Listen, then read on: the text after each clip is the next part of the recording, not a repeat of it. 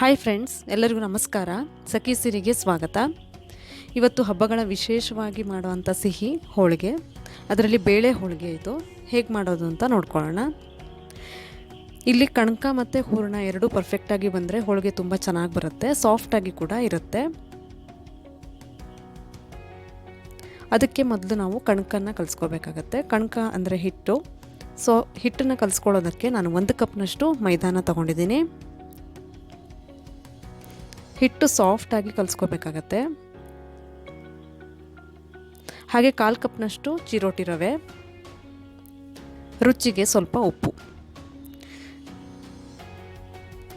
ಉಪ್ಪನ್ನು ಸ್ವಲ್ಪ ಕಡಿಮೆ ಪ್ರಮಾಣದಲ್ಲಿ ಹಾಕಿದರೂ ಪರವಾಗಿಲ್ಲ, ಯಾಕಂದರೆ ಉಂಡೆ ಬೆಲ್ಲನ ಉಪಯೋಗಿಸೋರು ಸ್ವಲ್ಪ ಇಲ್ಲಿ ಹಿಟ್ಟಿಗೆ ಉಪ್ಪನ್ನು ಕಡಿಮೆನೇ ಹಾಕ್ಕೊಂಡ್ರೆ ಒಳ್ಳೆಯದು. ಹಾಗೆ ಇದನ್ನು ಪೂರ್ತಿಯಾಗಿ ನೀಟಾಗಿ ಮಿಕ್ಸ್ ಮಾಡ್ಕೋಬೇಕಾಗತ್ತೆ. ಏನಂತಂದರೆ ನಾವು ಚಿರೋಟಿ ರವೆ ಹಾಕಿರೋದ್ರಿಂದ ಇಲ್ಲಿ ಹಿಟ್ಟು ಚಿರೋಟಿ ರವೆ ಒಂದ್ಸರಿ ಚೆನ್ನಾಗಿ ಮಿಕ್ಸ್ ಆಗಲಿ.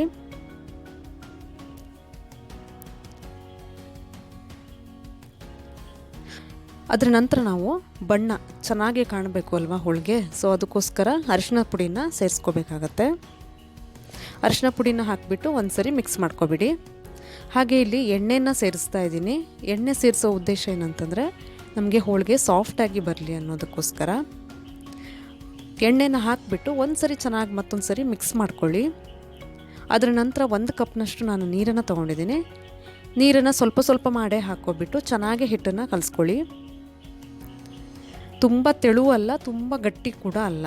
ಹಿಟ್ಟು ಸ್ವಲ್ಪ ಕೈಗೆ ಅಂಟು ಥರ ಇರಬೇಕು, ಆ ಥರ ಬರಬೇಕಾಗತ್ತೆ. ನೋಡ್ಕೊಬಿಟ್ಟು ಹಾಕ್ಕೊಳ್ಳಿ. ಇಲ್ಲಿ ಏನಂತಂದರೆ ನಮಗೆ ಕಣಕ ಎಷ್ಟು ಚೆನ್ನಾಗೇ ಬರುತ್ತೋ ನಮಗೆ ಹೋಳಿಗೆ ಕೂಡ ತುಂಬ ಚೆನ್ನಾಗಿ ಸಾಫ್ಟಾಗಿ ಬರೋಕ್ಕೆ ಹೆಲ್ಪ್ ಆಗುತ್ತೆ. ನೋಡಿ, ಈ ಥರ ಅಂಟುತ್ತಾ ಇರಬೇಕು. ಈ ಟೈಮಲ್ಲಿ ನಾವು ಹಿಟ್ಟು ಕಲಸಿರೋಕ್ಕೆ ಸ್ವಲ್ಪ ಎಣ್ಣೆನ ಹಾಕ್ಕೊಂಬಿಟ್ಟು ಅದು ನೆನಿಲಿಕ್ಕೆ ಬಿಡಬೇಕಾಗತ್ತೆ. ಇಲ್ಲಿ ನೋಡ್ಕೊಬಿಟ್ಟು ಎಣ್ಣೆನ ಹಾಕ್ಕೊಳ್ಳಿ.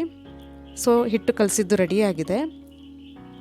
ಅದನ್ನು ನಾನು ಬೇರೆ ಬೌಲಿಗೆ ಶಿಫ್ಟ್ ಮಾಡ್ತಾಯಿದ್ದೀನಿ. ಶಿಫ್ಟ್ ಮಾಡಿಬಿಟ್ಟು 2 ಗಂಟೆ ಮಿನಿಮಮ್ 2 ಗಂಟೆ ಬಿಡಬೇಕಾಗತ್ತೆ.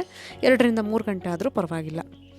ಈಗ ನಾವು ಹೂರಣನ ಮಾಡೋದಕ್ಕೆ 1 ಕಪ್ನಷ್ಟು ತೊಗರಿಬೇಳೆನ ತೊಗೊಂಡಿದ್ದೀನಿ. ಹಾಗೆ ಅದನ್ನು 2 ಸರಿ ಚೆನ್ನಾಗಿ ತೊಳೆದಿಟ್ಕೊಂಡಿದ್ದೀನಿ. ಮಾಮೂಲಿಯಾಗಿ ಏನು ಮಾಡ್ತಾರೆ ಅಂದರೆ ಡೈರೆಕ್ಟಾಗಿ ಬೇಯಿಸ್ತಾರೆ. ತೊಗರಿಬೇಳೆ ಹೆಚ್ಚಾಗಿ ಬೇಯಬಾರ್ದು ಅನ್ನೋದಕ್ಕೋಸ್ಕರ ನಾನು ಕುಕ್ಕರಲ್ಲಿ ಹಾಕ್ತಾಯಿದ್ದೀನಿ. ಹಾಗೆ 1 ಕಪ್ ತೊಗರಿಬೇಳೆಗೆ 2 ಕಪ್ನಷ್ಟು ನೀರನ್ನು ಸೇರಿಸ್ತಾ ಇದ್ದೀನಿ. ಒಂದು ವೇಳೆ ನೀವು ಈ ಹೋಳಿಗೆ ಸಾರನ್ನು ಮಾಡಬೇಕು ಅಂತ ಅಂದರೆ ಅದನ್ನು 3 ಕಪ್ನಷ್ಟು ಸೇರಿಸಿ ಹಾಗೆ 2 ವಿಷಲ್ ಮಾಡಿದರೆ ಸಾಕಾಗತ್ತೆ.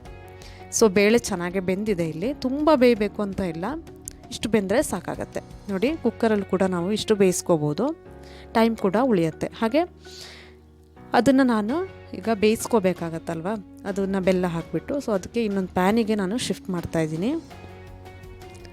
ಹಾಗೆ 1 ಕಪ್ ತೊಗರಿ ಬೇಳೆಗೆ 1 ಕಪ್ನಷ್ಟೇ ಬೆಲ್ಲನ ಸೇರಿಸ್ತಾ ಇದ್ದೀನಿ. ನಿಮಗೆ ಒಂದು ವೇಳೆ ಸಿಹಿ ಜಾಸ್ತಿ ಬೇಕು ಅನ್ನೋರು 1/4 ಕಪ್ನಷ್ಟು ಸೇರಿಸ್ಕೋಬೋದು.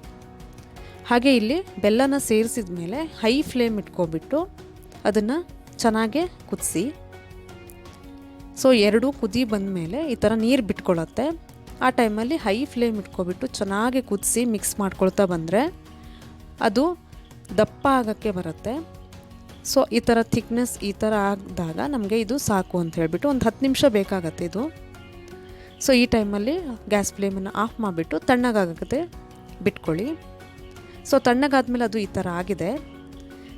ಪೂರ್ತಿ ತಣ್ಣಗಾದ್ಮೇಲೆ ನಾನು ಮಿಕ್ಸಿ ಜಾರಿಗೆ ಹಾಕ್ತಾಯಿದ್ದೀನಿ.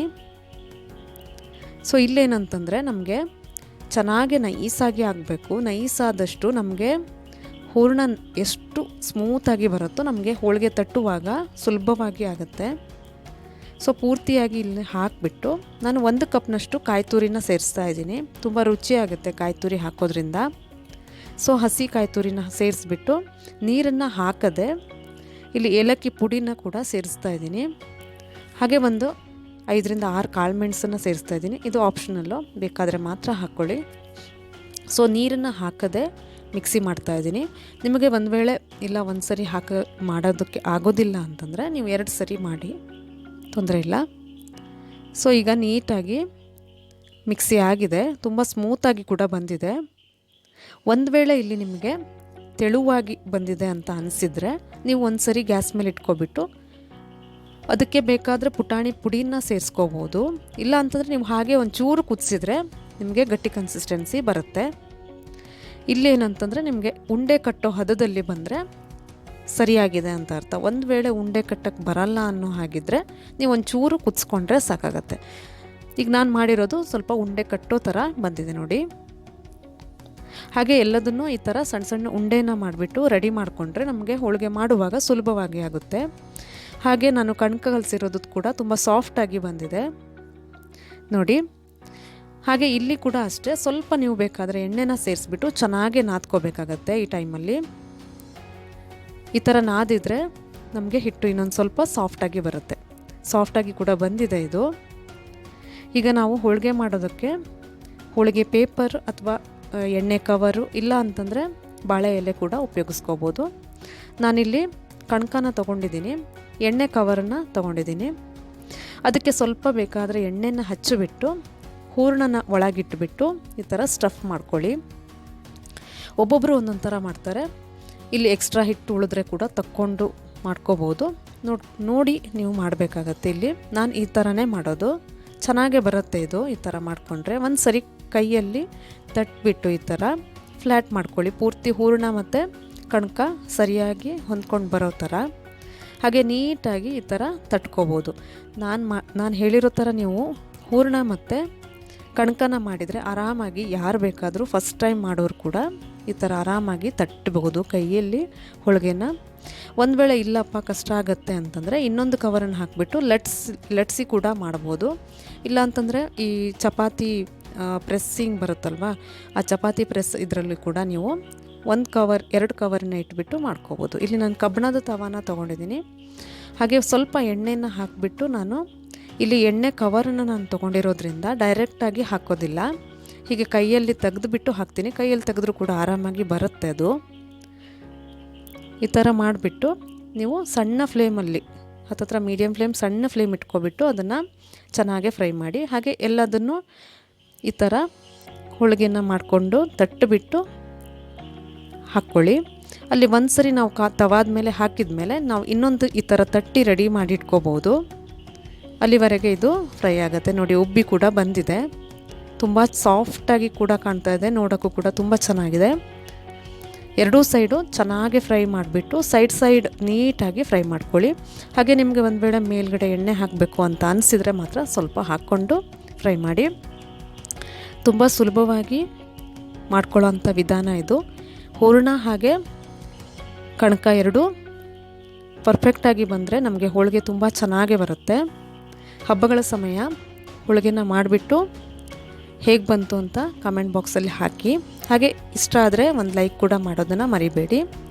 ಎಲ್ಲ ಹೋಳಿಗೆನ ಇದೇ ಥರ ಮಾಡಿಬಿಟ್ಟು ತಣ್ಣಗಾಗೋದಕ್ಕೆ ಬಿಟ್ಟುಬಿಟ್ಟು 1 ದಿವಸ ಇಲ್ಲ 2 ದಿವಸ ನೀವು ಆರಾಮಾಗಿ ಇಟ್ಕೋಬೋದು. ಹಾಗೆ ಇದನ್ನು ಬಿಸಿ ಬಿಸಿಯಾಗಿ ಕೂಡ ಸರ್ವ್ ಮಾಡ್ಬೋದು, ತಣ್ಣಗಾದ ಮೇಲೂ ಕೂಡ ತಿನ್ಬೋದು. ಹಬ್ಬದ ವಿಶೇಷ. ಹಾಗೆ ಇದನ್ನು ತುಪ್ಪ, ಹಾಲು ಹಾಗೆ ಕಾಯಿ ಹಾಲು ಇದ್ರ ಜೊತೆ ಸರ್ವ್ ಮಾಡ್ತಾರೆ. Thank you.